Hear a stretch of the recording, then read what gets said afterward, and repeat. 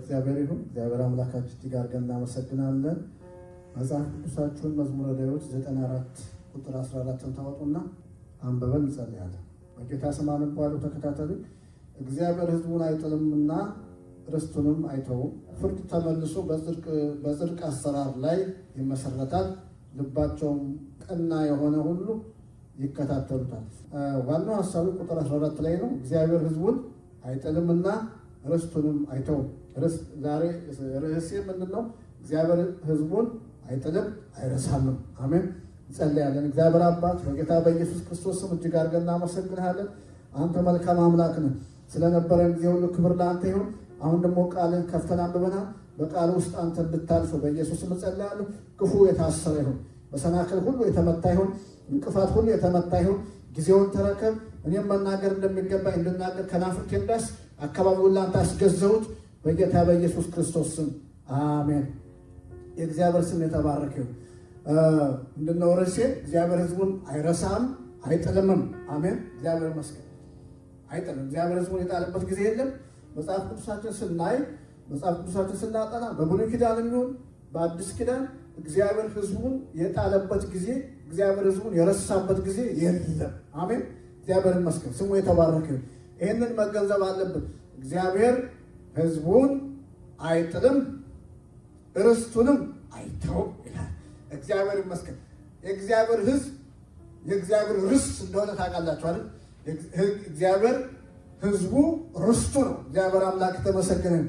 መዝሙረ ዳዊት ላይ ይህንን ይነግረናል። እግዚአብሔር አምላክ የተመሰገነ ይሁን።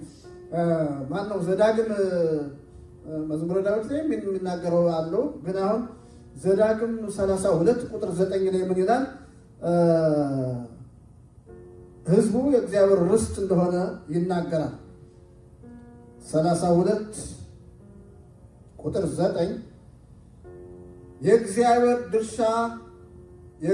ድርሻ የገዛ ሕዝቡ ያዕቆብም የተለየ ርስቱ ነውና ይላል። የእግዚአብሔር ድርሻ የገዛ ሕዝቡ ያዕቆብም የተለየ ርስቱ ነውና። ስለዚህ እግዚአብሔር አምላክ ተመሰግነ። ይሄ ድርሻ ማለት ርስት ሲከፋፈሉ የሚያሳይ ነው። ከመሬት ጋር የተያዘ ርስት ሁሉ ጊዜ ሲባል ምንድን ነው? መሬት ነው አይደል? ዝም ብለን ርስት ነው። ስለዚህ ድርሻው የያዕቆብ ድርሻ የእግዚአብሔር ድርሻ የገዛ ሕዝቡ ነው። ድርሻው ሕዝቡ ነው። ያዕቆብም የተለየ ርስቱ ነው። እግዚአብሔር አምላክ ተመሰገነ። እናንተ የእግዚአብሔር ርስት ናችሁ። እኛ የእግዚአብሔር ርስት ነን። የምትሰሙኝም የእግዚአብሔር ርስት ናችሁ። የእግዚአብሔር ርስት ጋሻ መሬት አይደለም። የእግዚአብሔር ርስት ተጠርቶ የወጣው ከግብፅ ተጠርቶ የወጣው ርስት ነበረው። ርስት አውርሶታል እግዚአብሔር። ግን ለእግዚአብሔር ለራሱ ግን ርስቱ ሕዝቡ ነው። እግዚአብሔር አምላክ ተመሰገነ። ኢየሱስ ክርስቶስ ጌታ ነው። ስለዚህ እግዚአብሔር አምላካችን እጅግ አድርገን እናመሰግናለን። ስለዚህ እግዚአብሔር ርስቱን አይጥልም አይተውም፣ ርስቱን ለማላገጫም አይሰጥም። ስለዚህ ይሄ ነገር እንዲገባን ዛሬ እግዚአብሔር ይመስገን በዚህ መረዳት እንድንወጣ ነው ዛሬ ዋና መልእክቴ። እግዚአብሔር ሕዝቡን አይጥልም። አሜን። እግዚአብሔር አይጥልም። መጽሐፍ ቅዱሳችን እንዳልኩት ቅድም እንዳወራሁት በብሉይ ኪዳንም ሆነ በአዲስ ኪዳን እግዚአብሔር ሕዝቡ ለዘላለም የረሳበት ጊዜ የለም። ለቅጽበት ዓይን የሚላለ በኋላ ላይ እናየዋለን። እግዚአብሔር የረሳ የሚመስልበት ታይም አለ። ግን ያም ቢሆን ለቅጽበት ዓይን ነው፣ ለውስን ጊዜ ነው እንጂ ለዘላለም እግዚአብሔር ሕዝቡን አይጥልም። እግዚአብሔር አምላክ ተመሰገነ። ሰው ሊተው ይችላል። የምትወዱት ጓደኛችሁ ሊተዋችሁ ይችላል። ቤተሰብ ሊተው ይችላል። እናት አባት እንኳን ሊተው ይችላል። ዳዊት ሲናገር በመዝሙሩ 27 ቁጥር 10 ላይ እናትና አባቴ ተውኝ፣ እግዚአብሔር ግን ተቀበለኝ ይላል። አያችሁ፣ እናት ትተዋለች፣ አባት ይተዋል፣ በቃ ይተዋል፣ ግን እግዚአብሔር ግን ተቀበለኝ ይላል። እናትና አባቴ ተውኝ፣ እግዚአብሔር ግን ተቀበለኝ። አያችሁ፣ ማንም ሊተው ይችላል። እናት አባት በቃ ሊረሳ ይችላል፣ ሊተው ይችላል። እንዲያውም ይገርማችኋል፣ በጣም ጠንከር አድርጎ የሚናገርበት ክፍል አለ። ኢሳይያስ ምዕራፍ 49 ላይ ብትሄዱ ምዕራፍ 49 ቁጥር 14 ላይ በደንብ አድርጎ ይናገራል ሰው ሊረሳ እንደሚችልና እግዚአብሔር ግን ለዘላለም እንደማይረሳ እዛ ላይ በደንብ አድርጎ ይናገራል። የምናውቀው ክፍል ነው። ኢሳይያስ ምዕራፍ 49 ቁጥር 14 ጀምሮ እንዲህ ይላል፣ ጽዮን ግን እግዚአብሔር ትቶኛል፣ ጌታም ረስቶኛል አለች። እናት የምታጠበውን ልጇን ልትረሳ ትችላለችን? ጥያቄ ነው። ለወለደችውስ ልጅ አትራራለትምን? ምናልባት እሷ ትረሳ ይሆናል፣ እኔ ግን አልረሳሽም። እነሆ በእጀ መዳፍ ላይ ቀርጬሻለሁ፣ ቅጥሮችሽም ሁል ጊዜ በፊቴ አሉ። እግዚአብሔር አምላክ የተመሰገነ። እናት የወለደችውን ልጅ ልትረሳ የምትችልበት አጋጣሚ ሊፈጠር ይችላል። ምናልባት ነው የሚለው እግዚአብሔር ራሱ። ምናልባት ልትረሳ ትችላለች። አያት እናት ለልጇ መቼም ልጇን በጣም ከአባት ይልቅ ከኛ ይልቅ እናት በጣም ልጇን እንትላለች፣ ትወዳለች። ግን የምትረሳበት አጋጣሚ ሊኖር ይችላል። የሆነ ሌላ ፈታኝ ሁኔታ ውስጥ ስትገባ፣ የሚያስጨንቅ ውስጥ ስትገባ ልጇን ልትረሳ ትችላለች። ገብቷቸው እና ልትረሳ ትችላለች። እኔ ግን አልረሳሽም ይላል እግዚአብሔር ይመስገን። እኔ ግን አልረሳሽም ስለ ኢየሩሳሌም ነው እና ለእኛም ዛሬ እንደዛ ነው። እኔ ግን አልረሳችሁም ነው የሚለው። ሰው ሊረሳችሁ ሊሆን ይችላል። ወንድምህ ሊረሳ ይችላል። ቤተሰብ ሊረሳ ይችላል። እናት አባት ሊረሳ ይችላል። የማይረሳ አምላክ እግዚአብሔር ብቻ ነው። ሰውን የማይረሳ እግዚአብሔር ብቻ ነው። አሜን። እግዚአብሔር አምላክ ተመሰገነ። እግዚአብሔር ሰውን አይረሳ። አሜን። እግዚአብሔር አልረሳ። እኔ አልረሳለሁ። እንዲያውም ምንድነው በዚህ ቦታ ላይ እነሆ በእጀ መዳፍ ቀርጬሻለሁ፣ በእጀ መዳፍ ቀርጬሻለሁ። እጃችን ለምንድን ነው እንደዛ ያለው እግዚአብሔር? እጅ ሁል ጊዜ ይታያል። ሁሌ ያለው ማለት ነው። አንቺ ሁሌ በእኔ ትታያለሽ፣ አንተ ሁሌ በእኔ ትታያለህ። እግዚአብሔር ይመስገን። አያት እኛ በእግዚአብሔር ፊት እንታያለን ሁሌ። በእጀ መዳፍ ላይ ቀርጬሻለሁ። ብዙ ጊዜ የሚወዱትን ሰው ታቱ ይሰራል። ሰዎች በስዕል መልክ ይቀረጹትና አንድ ጊዜ አንዱ ስራ ቦታ ላይ ነጭ ነው። አንድ የወንድ ፎቶ አየሁ። ምንድን ነው ስለው ጓደኛዬ ነው ወደ እንትን ሄዱ አለ፣ አፍጋኒስታን ያን ጊዜ ለጦርነት እና ይሄ በቃ ለእሱ የተነቀስኩታል። የሚወዱትን ሰው ገርል ፍሬንዱን ይነቀሳል፣ ቦይ ፍሬንዷን ትነቀሳለች። የሚወዱትን ሰው ይነቀሳል። እግዚአብሔር ደግሞ እኛን በእጁ ላይ እንዳስቀመጠን ንቅሳት ይሁን ስዕል ይሁን ምን ይሁን እኛ እናቅም። ብቻ እግዚአብሔር በእግዚአብሔር እጅ ላይ ግን አለ። በእጀ መዳፍ ቀርጬሻለሁ። በቅርጽ መልክ አያችሁ፣ ቅርጽ ነው። በእጀ መዳፍ ቀርጬሻለሁ። ስለዚህ በእግዚአብሔር እጅ ላይ አለ። አሜን። ደስ ይበላችሁ። እግዚአብሔር አምላክ ተመሰገነ። መንፈሳዊ ነገር በቃ እኛ በመረዳት አርፈን ሐሴት የምናደርግበት ነገር ነው እንጂ በቃ ሌላ እንትን የለው። እኛ ቃሉ ይኸው ተሰጥቶናል። ቃሉን እንቀበላለን፣ እናስተናግደዋለን፣ በልባችን ላይ እናስቀምጠዋለን። ያን ጊዜ ሞቶ እንደ መረዳታችን ነው። ቃሉ አንዱ 30 አንዱ 60 አንደኛው ደግሞ 100 ነው የሚለው። እንደተቀበልነው ልክ ነው ፍሬ የሚያፈራው። ስለዚህ እኔ 100 ነው ወስድ ለምን 30 ወስዳል? አይ 100 እንዲያፈራ ነው የምፈልገው። 30 የሚፈልግ ማንም የለም። ትርፍ ካልፈለገ ብዙ ነው፣ ትንሹን ማን ይፈልጋል? ስለዚህ ስንቀበለው አያችሁ እኛ ምን እናደርጋለን? ረፍት እናገኛለን፣ ሰላም እናገኛለን፣ ደስታችን ሙሉ ይሆናል። እና በእግዚአብሔር እጅ ላይ ነን ያለ ነው። ቅጥሮችሽ ደግሞ ሁል ጊዜ በእኔ ፊት አሉ። እግዚአብሔር ቅጥራችን ያያል። በቃ ቅጥራችንም እሱ ራሱ ነው። ግን የሚያየው ምንድን ነው ካላችሁ ወጣ ገባ ማን ነው? ማን ወጣ ገባ? ስለዚህ እግዚአብሔር ያያል። በዘካርያስ ምዕራፍ 2 ቁጥር 5 ላይ ለኢየሩሳሌም ይላል እኔ ከውስጥ ክብር ከውጭ ደግሞ የእሳት ቅጥር ሆነላታለሁ ይላል። አገር ቤት ትዝ ይላችሁ ከሆነ እነዚህ ሀብታሞች ሰዎች ቤታቸው ጠንከር ያለ ንብረት ምናምን ያላቸው ሰዎች በቃ መንገደኛውን ሁሉ ስለሚፈሩ ጌታ የሌለው ሰው ሁልጊዜ በፍርሃት ነው የሚኖረው አይደል? ስለዚህ ትልቅ አጥር ከቤቱ ያላነሰ አጥር ነው የሚታጠረው። በጣም ኃይለኛ ጠንካራ አጥር ይታጠራል። በቤቱ ላይ ደግሞ በዚያ በአጥሩ ላይ ደግሞ ሽቦ እንደገና ይታጠራል። ሽቦ እንደዚህ ወደ ውጭ ዞረ ሽቦ ይታጠራል። ከዛ ውስጥ ደግሞ ትልቅ ውሻ ያ ግን ከንቱ ነው። እግዚአብሔር ካልጠበቀ ጠባቂ በከንቱ ይተጋል። ከንቱ ነው ያ ነገር። ግን እግዚአብሔር ይመስገን ለእኛ እግዚአብሔር ምን ይላል? እኔ ለኢየሩሳሌም ከውስጥ ክብሯ ነኝ፣ ከውጭ ደግሞ የእሳት ቅጥር። እግዚአብሔር እንደዛ የብሎኬት የድንጋይ የሽቦ የምናምን አጥር ሳይሆን እግዚአብሔር ለእኛ የእሳት ቅጥር እንደሆነ ይናገራል። የእሳት ቅጥር ማለት በቃ እስቲ ይታያችሁ የሚቦለቦል እሳት ያንን አልፎ የሚመጣ ካለ መጀመሪያ እሱ ነው የሚበላው። በዚህ አልፎ ለመምጣት እናንተ ለመጉዳት የሚፈልግ ካለ በእሳቱ ነው የሚበላው። ስለዚህ ለእኛ እግዚአብሔር እንደዛ ነው። እግዚአብሔር አምላክ የተመሰገነ። እግዚአብሔር ቅጥሮች ሁልጊዜ በፊቴ ናቸው ሲል እንደዛ እግዚአብሔር ቅጥር ራሱ ሆኖ እንደገና ደግሞ ራሱ ዙሪያችን በነበልባል አይኖቹ እየጠበቀን አለን። እግዚአብሔር አምላክ የተመሰገነ። ስለዚህ ምንም አይነት ጉዳት በእኛ ላይ አይደርስም ነው ዋና መልእክቱ። እግዚአብሔር አምላክ የተመሰገነ። እግዚአብሔር ሕዝቡን ይጠብቃል። ቅጥሮችሽ በእጅ መዳፍ ቀርጬሻለሁ፣ ቅጥሮችሽን በፊት ያሉ ማለት ሁሌ እጠብቅሻለሁ፣ ሁሌ እጠብቅሃለሁ። አንተን ከኔ ከለላ አልፎ ከኔ ጥበቃ አልፎ የሚጎዳ ምንም ነገር የለም ማለት ነው። ስለዚህ እግዚአብሔር እንደዚህ ካለን እኛ ደግሞ ልንዘለል ደግሞ ያስፈልጋል። ሌላ ደግሞ ከዚህ ጠንከር ያለ አንድ ቃል አለ፣ በጣም የሚገርመው። እሱን ላሳያችሁ እፈልጋለሁ።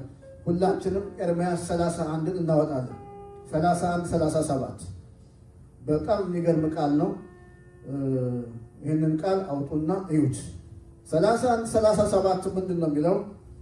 በጌታ ስም አነበዋለሁ። እግዚአብሔር እንዲህ ይላል፣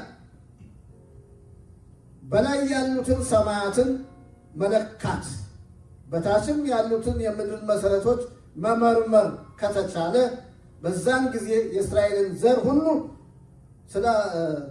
ስላደረጉት ነገር ሁሉ እጥላቸዋለሁ ይላል እግዚአብሔር። አያችሁ ምን ማለት ነው? ርዕሴ እግዚአብሔር ሕዝቡን አይረሳም አይጥልምም ነው።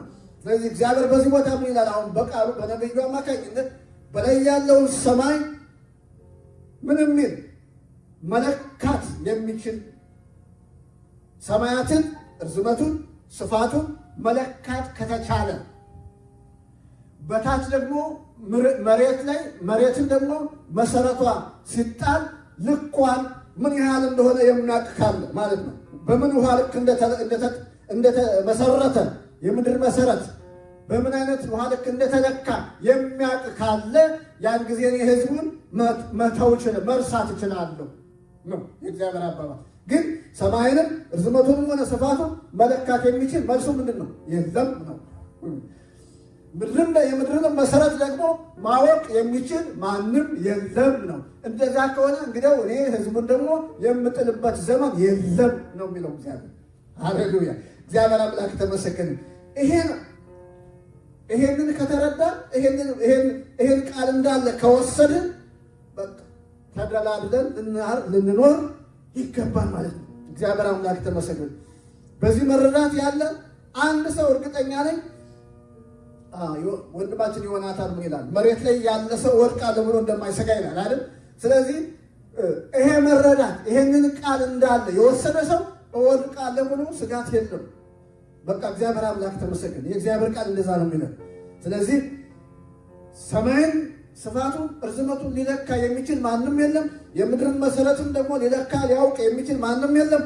ያ ካልታወቀ ደግሞ ሕዝቡን የምጥልበት ዘመን የለም ነው የሚለው እግዚአብሔር። እግዚአብሔር አምላክ ተመሰገነ። ኢየሱስ ክርስቶስ ጌታ ነው። ሃሌሉያ!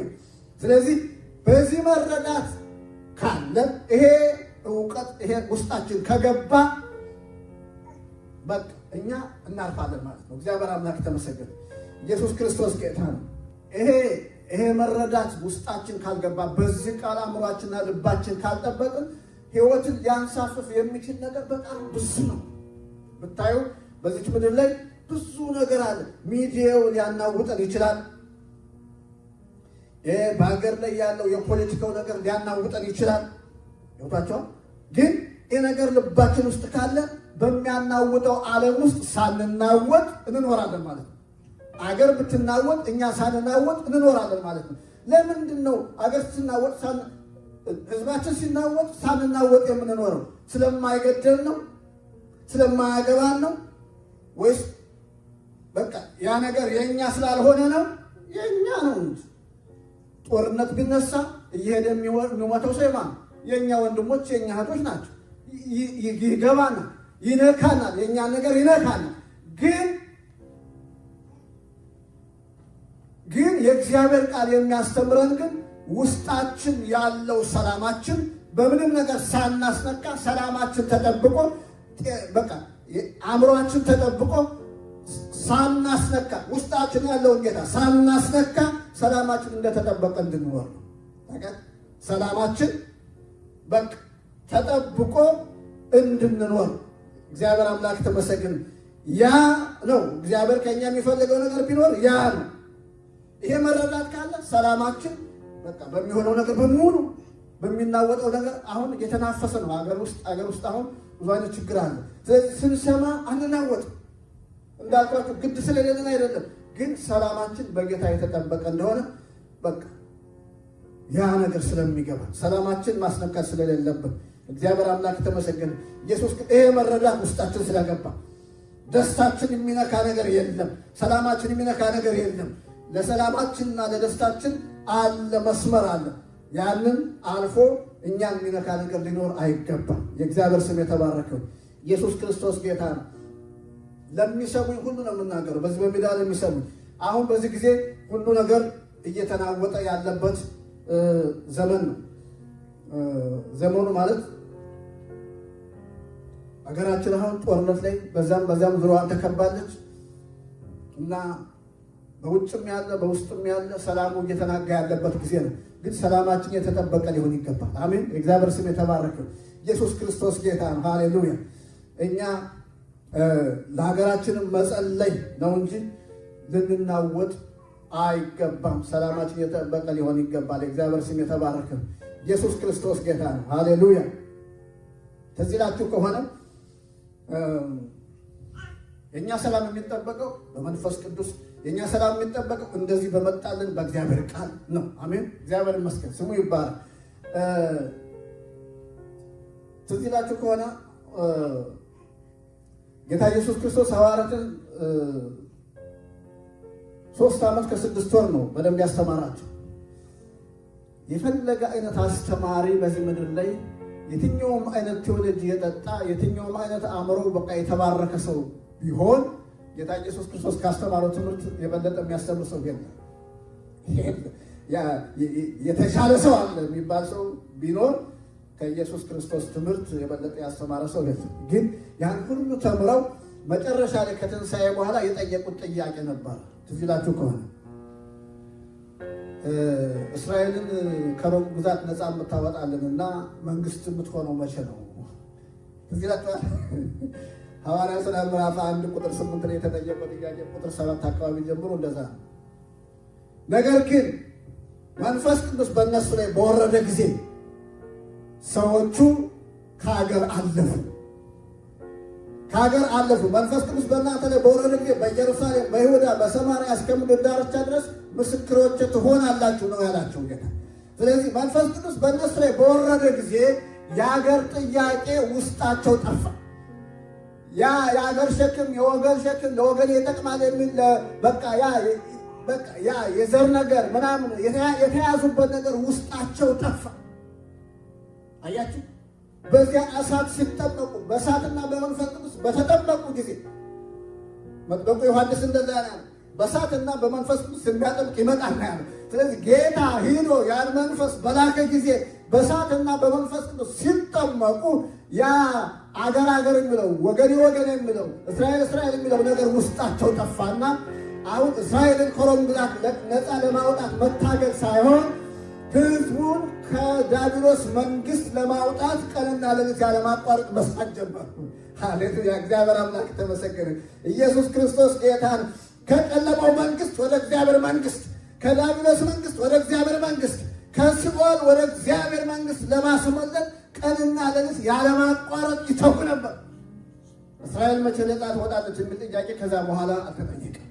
እግዚአብሔር አምላክ ተመሰገነ። ይሄ መቼ ነው የሚሆነው ብትሉ ሰው በመንፈስ በእሳት መንፈስ ሲዳስስ፣ ይሄ እውቀት ብቻ ሳይሆን በመንፈስ ሲሆን ሲነካ ያ ነገር ውስጡ ይወጣል።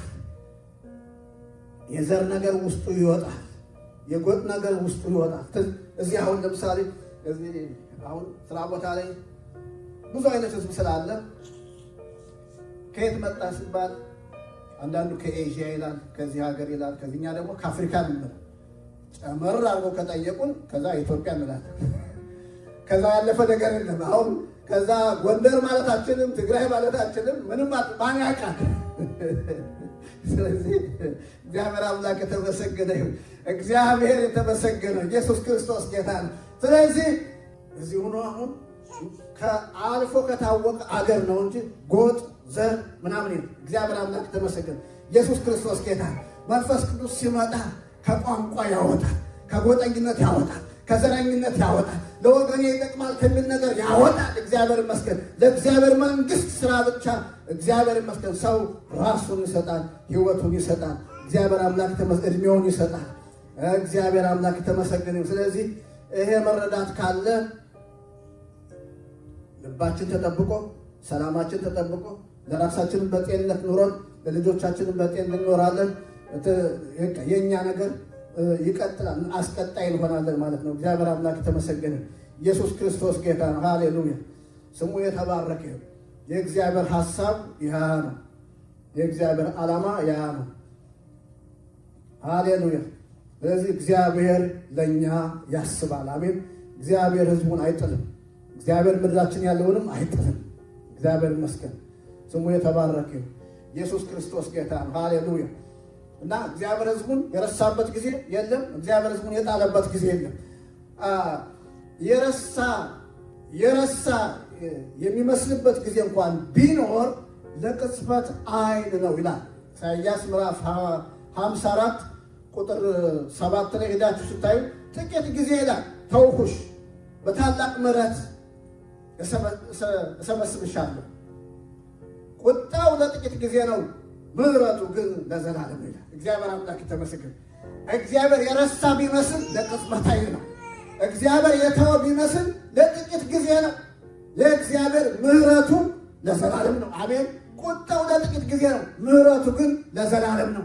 የእግዚአብሔር ስም የተባረከ ይሁን። ኢየሱስ ክርስቶስ ጌታ ነው። ለጥቂት ጊዜ ተውኩሽ፣ ለቅጽበት አይን። ቅጽበት አይን ማለት ያን እርግብግብታ ነው።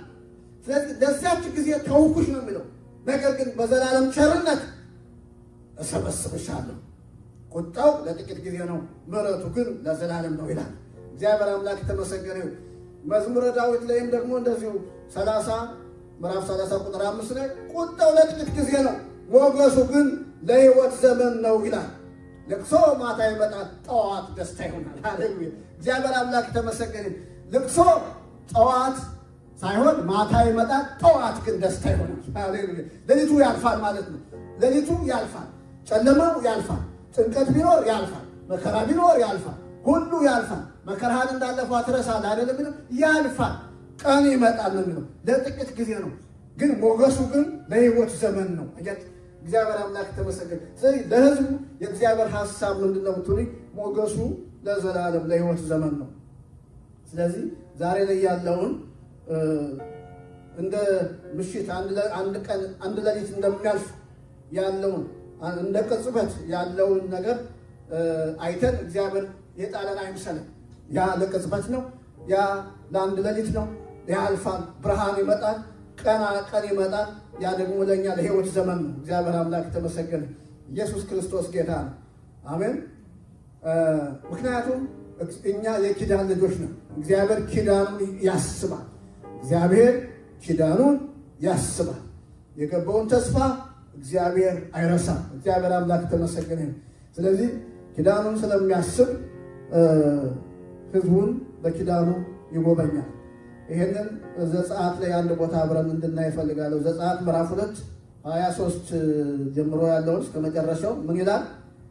ከብዙ ዓመታት በኋላ የግብፅ ንጉሥ ሞተ ይልና እስራኤላውያንም በባርነት ከደረሰባቸው ግፍ የተነሳ ይጮሁ ነበር። ከባርነት ቀንበር ለማላቀቅ ያሰሙትን ጩኸት ወደ እግዚአብሔር ደረሰ። እግዚአብሔርም የጩኸታቸውን ሲቃ ሰማ። ከአብርሃምና ከይስሐቅ ከያዕቆብ ጋር የገባውን ቃል ኪዳን አሰበ። አያችሁ፣ አሰበ ይላል።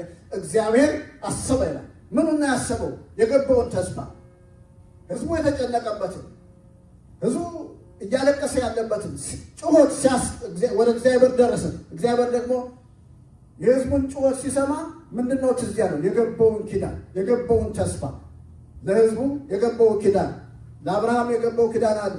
ሄዳችሁ ስታዩ በምዕራፍ 15 ላይ በምዕራፍ 17 ላይ ሄዳችሁ ስታዩ እግዚአብሔር ለአብርሃም የገባው ተስፋ አለ። ህዝቡን ለዘላለም እንደማይጥል፣ ለጥቂት ጊዜ ነው እግዚአብሔር እንጂ ለዘላለም ህዝቡን እንደማይጥል እግዚአብሔር የገባው ተስፋ አለና ያንን አሰበ ነው የሚለው። እግዚአብሔር አምላክ ተመሰገነ። ስለዚህ እግዚአብሔር ህዝቡን ያስባል። ሲያስብ በምን መልክ ነው የሚያስበው ካላችሁ የገባውን ኪዳን በማሰብ ነው። ለህዝቡ የገባውን ተስፋ በማሰብ እግዚአብሔር አምላክ ተመስገነ። ኪዳኑን አይክድም ጌታ። ሰው እኮ ለገባው ኪዳን በቃ ለዚያ ነገር ይቆማል አይደል? ትዳር ላይ ያለ ኪዳን አለ፣ በአገልግሎት ላይ ያለ ኪዳን አለ፣ የተለያየ ኪዳን አለ። ስለዚህ አይረሳም ሰው። ያንን በተቻለው መጠን ምን ያደርጋል? ይቆማል፣ ይጠብቃል። ኢየሱስ ክርስቶስ ጌታ ነው። ሃሌሉያ። ስለዚህ እግዚአብሔር አምላካችን እጅግ አድርገን እናመሰግናለን።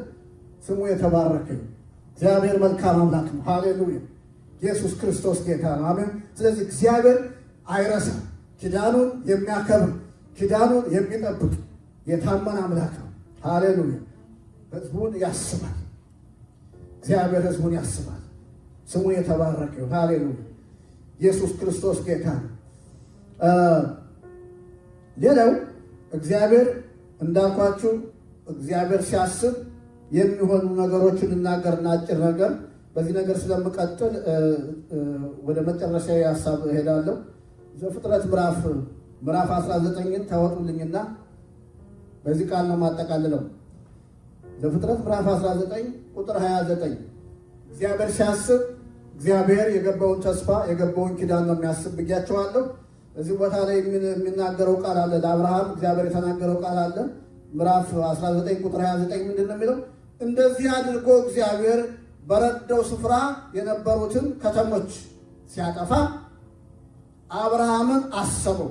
ስለዚህ ሎጥን መኖሪያ የነበሩትን ከተሞች ካጠፋው መዓት ሎጥን አወጣ ይላል። አያችሁ፣ እግዚአብሔር ሰዶምና ገሞራ ሊገለብጥ ሰዶምና ገሞራ ሊያጠፋ በተነሳ ጊዜ ማንን አሰበ ይላል? ሎጥን ሳይሆን አብርሃምን አሰበ ነው የሚለው። በጣም የሚገርም እኮ እግዚአብሔር አብርሃምን አሰበ ይልና አብርሃምን ካሰበ በኋላ ሎጥን ከዚያ ጥፋት አወጣ ይላል። እግዚአብሔር አምላክ የተመሰገነ። ኢየሱስ ክርስቶስ ጌታ። እግዚአብሔር እናንተን ያስባል፣ በእናንተ ምክንያት ከጥፋት ያመጣል። ዋና መልእክት ይሄ ነው። እግዚአብሔር አምላክ ተመሰገነ። እግዚአብሔር ኪዳን ያለበትን ነው የሚያስበው። እግዚአብሔር የገባውን ተስፋ ነው የሚያስበው። ስለዚህ እግዚአብሔር እናንተን ሲያስብ በእናንተ ምክንያት ከጥፋት የሚያመልጥ ሰው አለ። ሃሌሉያ። የእግዚአብሔር ስም የተባረከ። ዛሬ እግዚአብሔር አንድን ሰው እግዚአብሔር ያስበዋል። አንድን ሰው እግዚአብሔር ከውድቀት ያነሰዋል። በሱ ምክንያት ደግሞ እግዚአብሔር ሌላውን ደግሞ ከዘላለም ጥፋት የሚያድነው ሰው አለ። በእናንተ ምክንያት የሚድን ሰው አለ። በእናንተ ምክንያት ከጥፋት የሚያመልጥ ሰው አለ። በእናንተ ምክንያት ከሞት የሚያመልጥ ሰው አለ። በእናንተ ምክንያት የሚሻገር ሰው አለ። እግዚአብሔር አምላክ ተመስገን። የእግዚአብሔር ሐሳብ ያ ነው። አሜን። እግዚአብሔር ይመስገን። እግዚአብሔር ለዘላለም አይጥልም። ለምን? ኪዳኑን ስለሚጠብቅ። ኪዳኑን ጠብቆ ወደ እናንተ ሲመጣ በእናንተ ምክንያት የሚያመልጥ ሰው አለ። እናንተ ማስመለጫ ናችሁ። እኛ የእሱ ማስመለጫ ነው። የእግዚአብሔር ስም የተባረከ። ኢየሱስ ክርስቶስ ጌታ። ስለዚህ ህዝቡን አይጥልም። እኛን አለመጣል ብቻ ሳይሆን በእኛ ደግሞ የሚሰራው ስራ አለ። በእኛ የሚያስመልጠው አለ። አንድ ሰው ያስመልጣል በአንቺ። አንድ ሰው ዛሬ በአንተ ያስመልጣል። የእግዚአብሔር ስም የተባረከ። ኢየሱስ ክርስቶስ ጌታ ነው። ሃሌሉያ። በዚህ ሀሳብ ዙሪያ ቀጥላለሁ። እግዚአብሔር ይመስገን። ዛሬ ዋና መልእክቴ እግዚአብሔር እኔን አይጥለኝም ባሉ። እግዚአብሔር እኛን አይጥለንም። እግዚአብሔር የሚጥላቸው ሰዎች አይደለንም። እግዚአብሔር ህዝቡን የጣለበት ጊዜ የለም። እንደነገርኳችሁ እግዚአብሔር ህዝቡን ጣለ ማለት ሰማይን ወርዱን ስፋቱን መለካት የሚችል ካለ፣ መሬትን ደግሞ መሰረቷን ማወቅ የሚችል ሰው ካለ እንደዛ ነው የሚለው ኤርምያስ 31 ቁጥር 37። ስለዚህ ይህንን ሐሳብ ያዙ። እግዚአብሔር እኛን አይጥለንም። አሜን። እግዚአብሔር ሕዝቡን አይጥልም። በሚናወጥ ዘመን ላይ ያለ ነው። ምድር እየተናወጠች ነው። ሕዝብ ይናወጣል። እግዚአብሔር ግን ርስቱን ለማላገጫ አይሰጥም። እግዚአብሔር ሕዝቡን አይተውም። የእግዚአብሔር ስም የተባረከ ይሁን። ይህን ቃል ይዘን እንጸልያለን። አባት ሆይ እናመሰግናለን። ስምህ የተባረከ ይሁን። አንተ መልካም አምላክ ነህ። እንዳንተ ያለ ማንም የለም። በጌታ በኢየሱስ ክርስቶስ ስም እናመሰግናለን። ስምህ የተባረከ ይሁን። አባት እጅ ለሁሉ ትደርሳለች። ያንተ እጅ ለሁሉ ትደርሳለች። በኢየሱስ ክርስቶስ ስም እናመሰግናለን። ሕዝብን ከጥፋት ታድናለህ። ሕዝብን ትታደጋለህ። ሕዝብን ደግሞ ለማላገጫ አትሰጥም። እግዚአብሔር አባት በኢየሱስ ክርስቶስ ስም እናመሰግናለን። ርስትህን አትጥልም፣ ርስትህን አትተውምና ስምህ የተባረከ ይሁን። ስለ ሁሉ እናመሰግናለን። ስለመጣው ቃል ተመስገን። ይሄ ቃል መቶ ፍሬ ያፍራ። እናከብርሃለን። በኢየሱስ ክርስቶስ ስም አሜን።